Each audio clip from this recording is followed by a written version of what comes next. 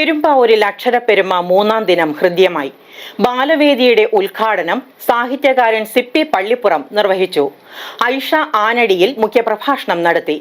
June 24 നടക്കുന്ന സമാപന സമ്മേളനം ചാലക്കുടി MP ബെന്നി ബെഹനാൻ ഉദ്ഘാടനം ചെയ്യും.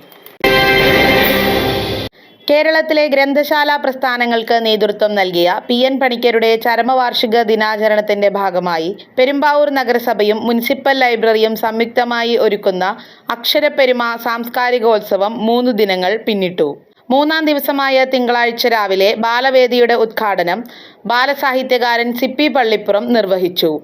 അമ്മയെ അനുസരിക്കാത്ത ആട്ടിൻകുട്ടിയുടെ കഥ എല്ലാം വിശിഷ്ടമായ കഥകൾ തന്നെയാണ്. ഇപ്പൊ അമ്മയെ അനുസരിക്കാത്ത ആട്ടിൻകുട്ടിയുടെ കഥയൊക്കെ പറഞ്ഞു കൊടുക്കാത്തതുകൊണ്ടാണ് നമുക്കറിഞ്ഞുകൂടെ. അധ്യാപകരെ അനുസരിക്കുന്ന കുട്ടികളില്ല, മാതാപിതാക്കളെ അനുസരിക്കുന്ന കുട്ടികളില്ല, പള്ളിയിലെ അച്ഛനെ പറഞ്ഞാൽ കേൾക്കുന്ന കുട്ടികളില്ല, പുരോഹിതന്മാര് അമ്പലത്തിലായാലും മുസ്ലിം പള്ളിയിലായാലും അവർ പറയുന്ന കാര്യങ്ങളൊന്നും കേൾക്കാൻ ആർക്കും മനസ്സില്ല.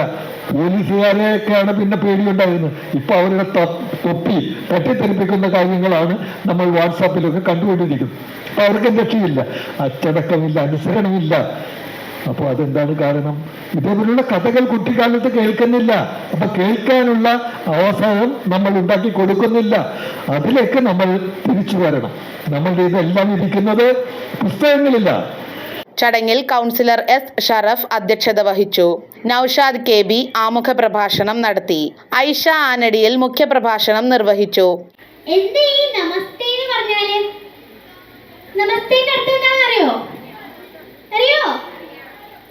എന്താ?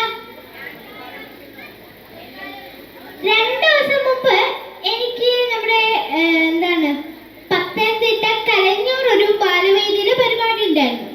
അപ്പോ എന്റെ പ്രസംഗം കേൾക്കാനായി കേരളത്തിലെ തന്നെ പ്രശസ്തനായ പ്രഭാഷകൻ നമ്മുടെ സുരേഷ് ബാബു സാറ് വന്നിരുന്നു. അപ്പൊ സംഘാടകർ നിർബന്ധിച്ചപ്പോ സാറ് 2-3 കാര്യങ്ങൾ പറഞ്ഞു. അതിനിടയിൽ സാറ് നമസ്തയുടെ അർത്ഥം പറഞ്ഞു.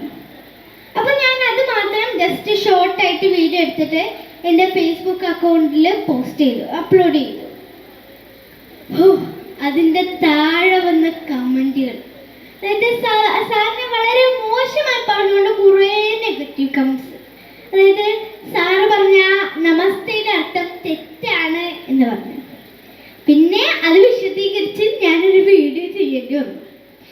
അതായത് നമസ്തേ എന്ന് പറഞ്ഞാൽ നാ എന്ന് പറഞ്ഞാൽ നോ അല്ല, നാ എന്ന് പറഞ്ഞാൽ നോ, മാ എന്ന് പറഞ്ഞാൽ ഞാൻ.